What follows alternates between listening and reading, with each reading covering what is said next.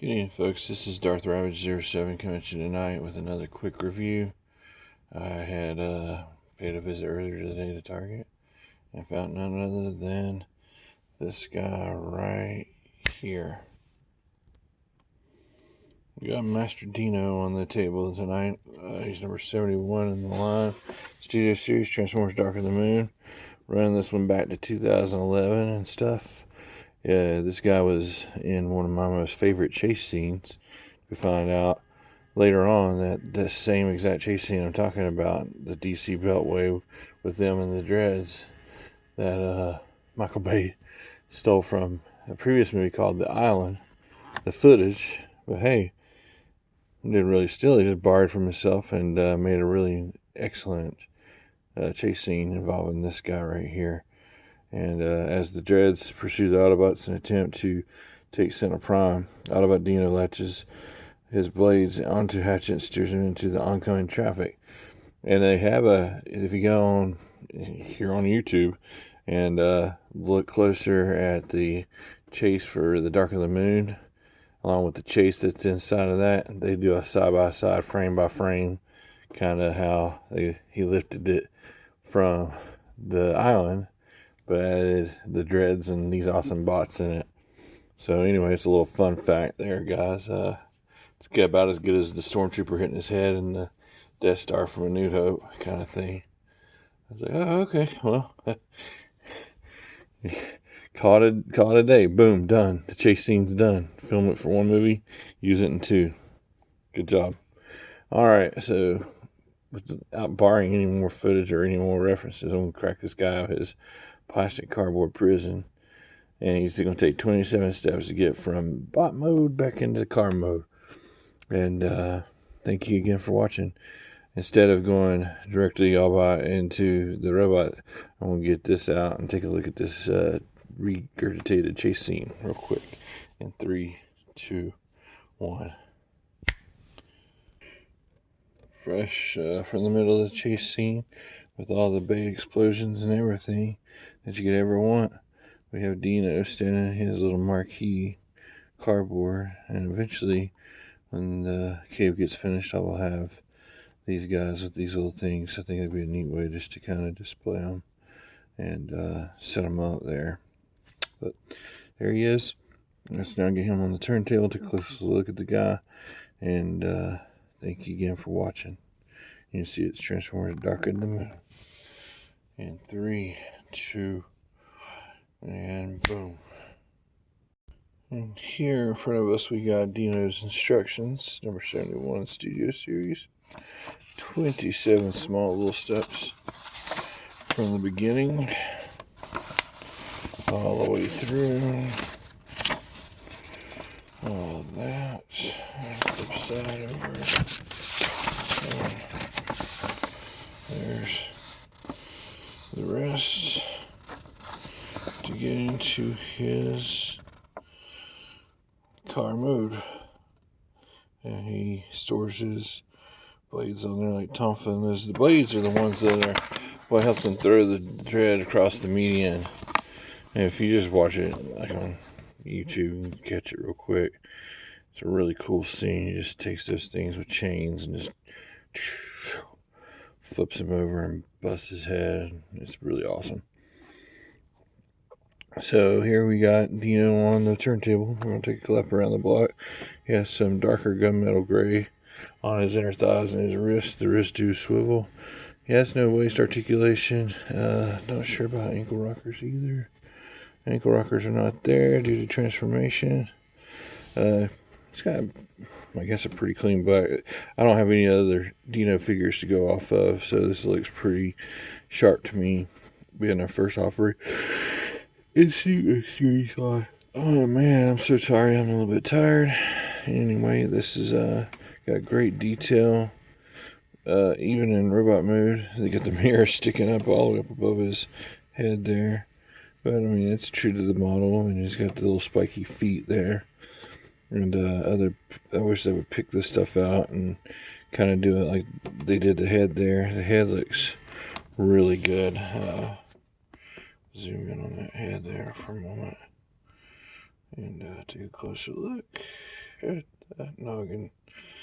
Yep, there's Dino, and he's got some very tiny blue dots right there on his noggin.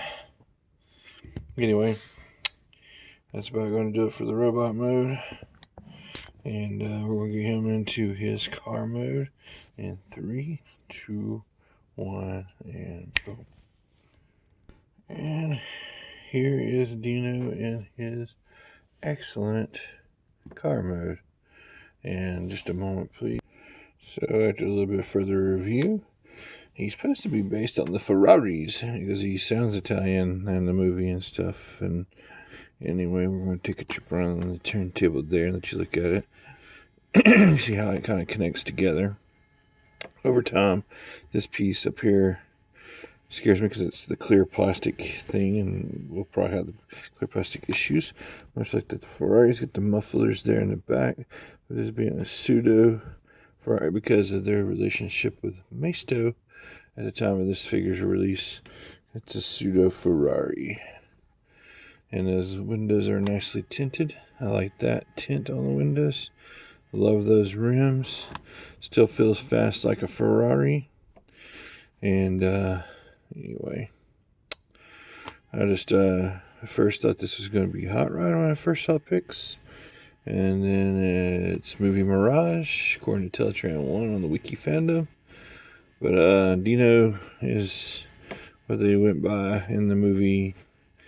And just a really quick, he's booming, he's in there, he's there, boom, yeah. Don't even know if this back park is, I guess it's transformed right, being a Ferrari.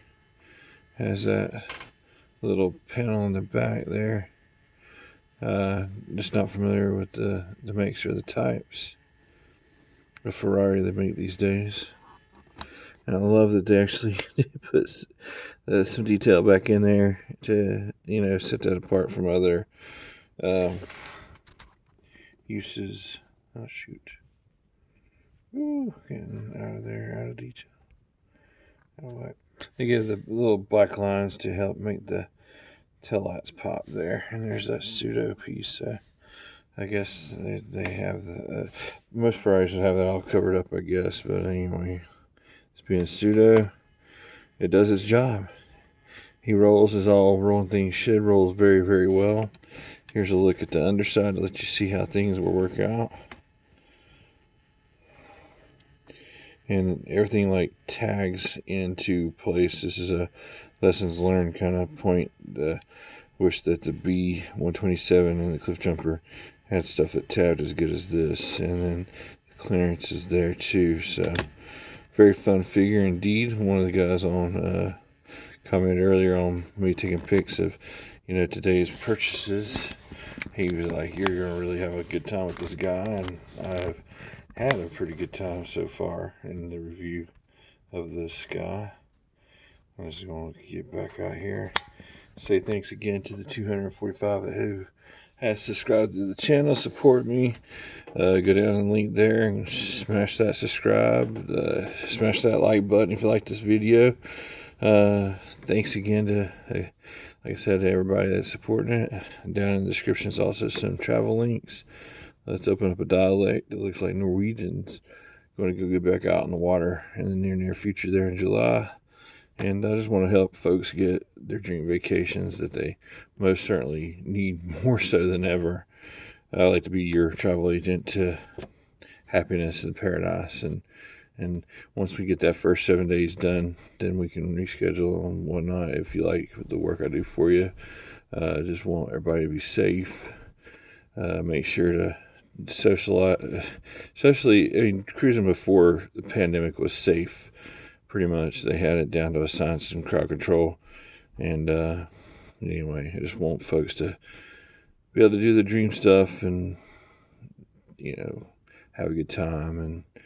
And so, I mean, if you do the 3 dose wash, wear your mask, and